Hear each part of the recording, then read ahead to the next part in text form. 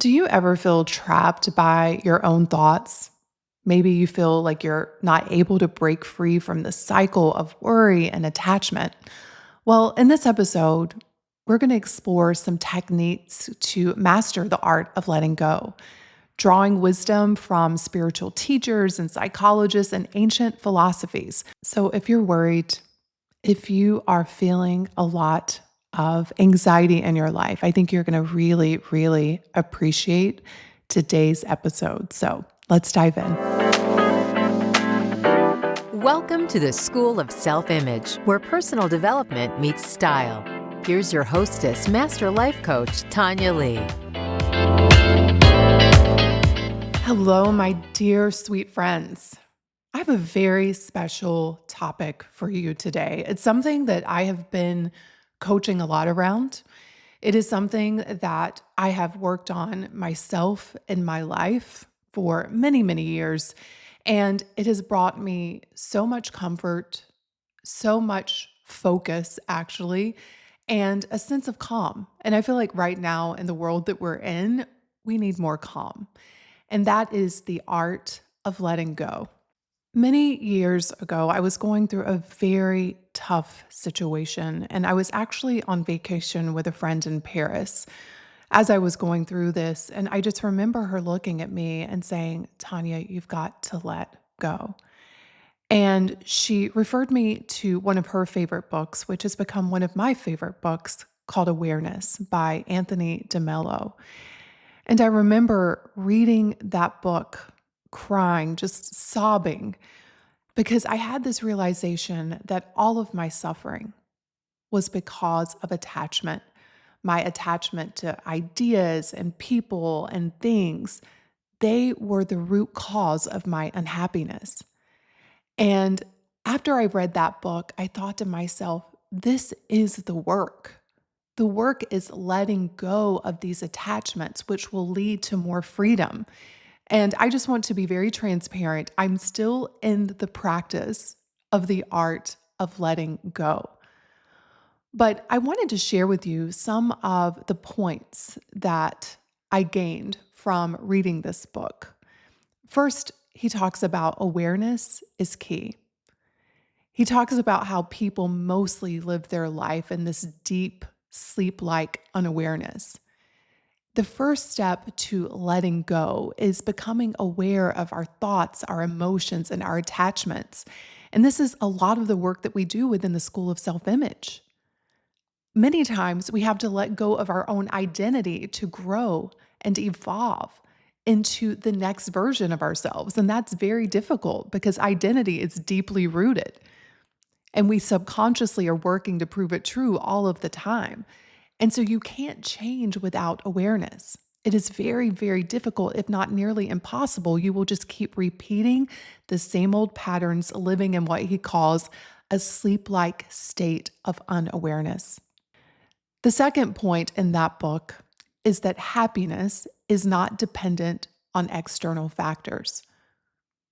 Happiness, as is all emotion, a result of our thoughts, what's going on within.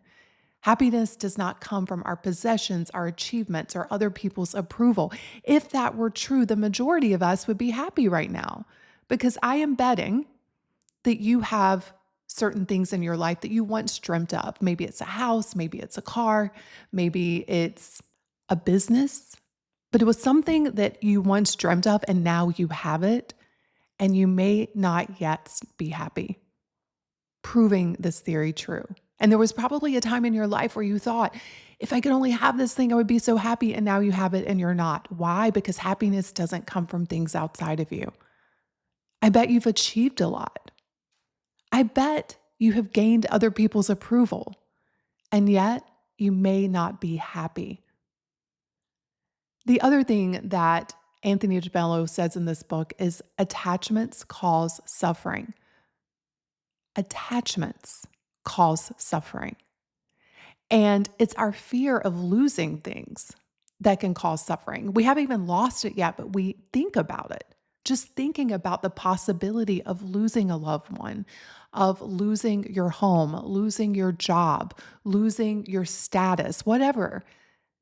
Something that we just imagine in our minds can cause us to feel so much suffering. Now, I'm not here to say that when you actually lose something that you're supposed to be happy about it. Grief is a real thing, and it's something that we will all go through at some point in our life, but a lot of us are creating what Martha Beck calls a dirty pain. The pain of our imagination, just thinking about losing something that we haven't even lost yet, can cause us so much suffering. He also says, embrace reality as it is, because so much of our suffering comes from us refusing to accept reality. But learning to see and accept things as they are rather than as we wish them to be is crucial if you want to find peace in your life. Now, that doesn't mean accepting and giving up. It doesn't mean just surrendering. It means accepting the truth of what is going on right now, the facts of your current situation, and deciding from this place of acceptance what your next steps will be, what you're going to do from here. But what you resist persists. And if you spend all of that time fighting with what is, that is energy that you can't free up to focus on what can be. He also talks about the importance of self observation. He encourages us to observe ourselves from a non judgmental point of view so that we can gain that insight and facilitate change. When I first start working with women within the membership and they're learning these tools, so often they'll find themselves discovering things and then they become their own worst critic. So many times they'll come to a call and say, I know I shouldn't be thinking this. I'm so stupid to think this way. I should know this by now. And I let them know, first of all, no, you shouldn't know it right now, because if you should, you would. And it's okay that you don't know it right now, but now you do. Now you've had this state of awareness. What a beautiful thing. Can we just look at yourself as we would a child that we loved, a pet that we loved, someone or something that we love? Can we just observe you from that lens so that we can understand why? What's the deep underlying motivating factors that are causing you to do this so that you can then experience change? One of my favorite quotes by American psychologist Carl Jung is he says, the amazing paradox is this: when you accept yourself as you are, then you can change. Another point that he makes in this book is that to experience freedom, you need to love without attachment. This one is challenging. This one causes us a lot of suffering. But he talks about true love involves appreciating others without needing to possess or control them. And the statement that he uses is, I want everything for you. I need nothing from you.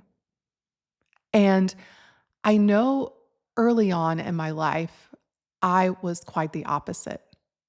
I'm like, I love you and I want everything from you. And if you can't give me that, then I'm going to cause some problems up in here. Right? Because I didn't understand that love is something that I create from within. The only reason why I'm feeling love around a certain person is because of my thoughts about them and what they're doing. And when I discovered that, I realized, oh, wait, I can feel love regardless of what this person's doing or not doing. And sometimes love of myself may mean me removing myself from this person because I just don't want to have to work on my thoughts that much. That's why environment is so important. So I am not saying you should just sit around with people who talk crap about you to your face, who are mistreating you, not at all. But what I'm saying is that you do cause yourself suffering when you need them to be different in order for you to feel love. You get to feel love all day, every day, my friend. All day, every day, based on how you think. And that love needs to start with you. And again, sometimes the best way to love yourself is to remove yourself from certain people and certain situations. The next thing that he talks about is letting go of the ego. This one's big. Many of our attachments are rooted in our ego driven desires, and recognizing this illusion of the ego can help in letting go. I was thinking the other day about my new home. I am so loving my new home. And I was thinking about the people who are experiencing devastating loss up in Asheville and Western North Carolina and parts of Georgia, parts of Florida. And I'm recording this actually right before Hurricane Milton. So I don't even know the amount of devastation that that hurricane is going to cause. And I was thinking about that. I was thinking about what it would be like if just overnight something happened and I lost everything. And it caused me to feel a lot of negative emotion because of the attachment to things, the attachment of what my ego wants. But I also have the awareness that even if I lost it all, even if tomorrow morning I woke up and everything was gone, I could still find some peace. I could still find something within myself to help me pick up the pieces and put it back together. Now, I'm not saying that would be easy. I would have to coach myself all day, every day during that process. But that's what hanging on causes so much suffering. The art of letting go is just realizing the suffering that is caused when we're hanging on to these things, these ideas, these people, these things. And the analogy that I often use when I'm coaching people is when I first learned to water ski, I would fall, but I would still hang on to the rope. Even though the boat is still going, just physics says I will never get up from that situation, but I would hang on because deep down there was some kind of reaction, this instinct of if I just hang on, maybe I can get back up. But it was never going to happen. I had to learn to let go of the rope. And in the letting go of the rope, I found myself in this very just peaceful state of being held by the water because I had a life jacket on. And the boat was going to come back around and pick me up so I could just relax and let go. And that is my daily practice, you all. Noticing when I'm hanging on to these thoughts, to these ideas, to the attachment of things, just noticing and how much pain it causes. And knowing in those moments, all I'm doing is hanging on to the rope of a moving boat flat of my stomach, and it's hurting. And all I need to do is let go. Just let go. And yet it's so hard. The ego does not want us to let go. The ego wants us to have our way. It wants things to be a certain way. It wants these things. And yet, in all of that, we experience so much pain and suffering. The other thing Anthony de Mello talks about in his book is letting go of the need for approval. Think about how much suffering you experience because people don't approve of you, or you are living out of integrity trying to gain other people's approval, and that hurts just as bad, if not more. What would your life be like if you did not need other people's approval? And I have a whole podcast on this. So if you search approval, School of Self Image, you'll find the podcast. And if this is something that you experience, if it's something you struggle with, I highly recommend that you go and listen to that episode. But this is something I've been playing around with a lot. And the more I play around with it, the better life gets, the more free I feel, the more me I feel. The ability to just show up in the world as you truly are, sharing the things that you truly love, expressing yourself in a way that feels true to you. It is the most freeing thing in the world. And yet we hang on to this attachment for approval.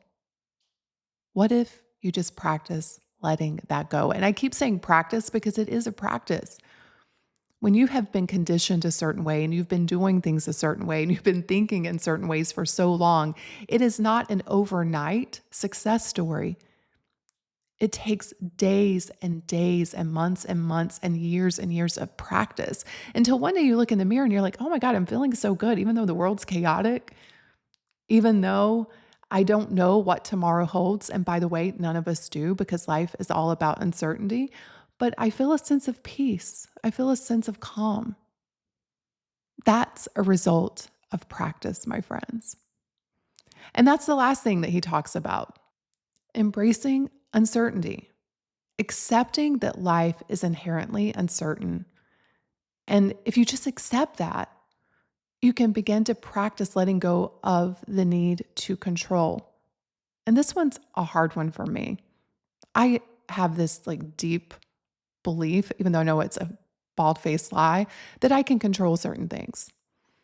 If I tell my daughter enough to be careful, maybe she'll listen and the outcome will be different. If I take care of things, then maybe I can avoid certain things happening. And so we go around micromanaging, trying to control everyone, especially the people we love, which is so interesting because we don't want to lose them. And yet, nothing in life is certain. And I just know my brain and how my brain loves to go to worst case scenarios. It loves to entertain me losing the people I love. And I just have to practice letting go of that in the moment. I'm like, but wait, they're all doing really well. They're all happy. Some of them are in the next room. It's all okay. But that's what our brains do. And so if your brain does that as well, just know you're not alone. Again, I've been practicing this for years and my brain still wants to go there sometimes. But the difference is with the awareness, I can just recognize it and I can refocus. And what I love to refocus on is what's real in this moment. And in this moment, I've realized we're all okay. If we just come back to this moment, even if we're hurting, even if we're grieving, we're still okay. It may not be amazing, it may not be extraordinary in the moment, but we're okay. I come back to the basics of presence and the basics of just take a breath and then take another. Tune into my body, tune into my mind, gain that awareness of why I'm suffering. And sometimes with just awareness alone, things will shift. Now, sometimes I have to guide myself. I have to tell myself, let's redirect, let's refocus. But what I can offer you is that the practice does become easier, but you have to first realize the reason why you're suffering right now is most likely because you are attached to something or you fear losing something, which is also an attachment. Now, one of the questions I often get asked is if you're living in this state of so much calm and peace, then how do you get things done? Because so many people associate going after goals with attachment to outcomes. But I want to talk about the difference between dedication versus attachment. So, dedication, I see as this committed focus on a goal, on a person, or a pursuit of some sort. Attachment is different because it's an emotional dependence on specific outcomes or possessions. So, dedication's about the action, attachment is about the emotional attachment, the emotional dependence. Also, if you look at the motivation behind the two, dedication is driven by values, growth, and a meaningful contribution, whereas attachment is often driven out of fear, insecurity, or this desire to control. If you look at the flexibility of dedication versus attachment, dedication allows for adaptation and change when necessary. Attachment's different. It tends to be very rigid and resistant to change. If we look at the emotional impact, dedication generally leads to fulfillment and positive emotions, whereas attachment results in anxiety and disappointment and suffering. This is a big one, the outcome focus. Dedication emphasizes the journey and the effort, whereas attachment is fixated on specific results or possessions. And that therein lies the difference. I have created a lot of success in my life. And when I look back at how I have done it, when I have been most unfulfilled and most anxious, it's because I was so focused on the outcome, was attached to it. When I've had the most fun and actually the most success in my life is when I've had this deep sense of dedication, where I just focus. I have the goal, I have the outcome that I've put out there, but all of my energy just comes back to being dedicated to this day, to this moment. How am I showing up today? What am I going to learn today? What obstacle am I going to overcome today? What am I going to create today? Who am I going to be today? And when I focus on that, I will tell you that I suffer a whole lot less and have a whole lot more fun. This is one of the biggest things that I teach within the School of Self-Image. I encourage every member to have a goal that delights them, that lights them up, and also requires them to grow, to evolve their self-image. And then I tell them, you've done it, you've set the goal. Now I want you just to fall in love with the practice, be dedicated to the practice. And the practice is what we teach within the membership. And I encourage all of you to do the same. This isn't an A through Z kind of process. This is an art. It's an art of awareness. It's an art of letting go in the moment, experiencing a little bit more calm, shifting your emotions a little bit. But over time, you will begin to see how much of your suffering isn't because of what's really happening. It's because of your attachments.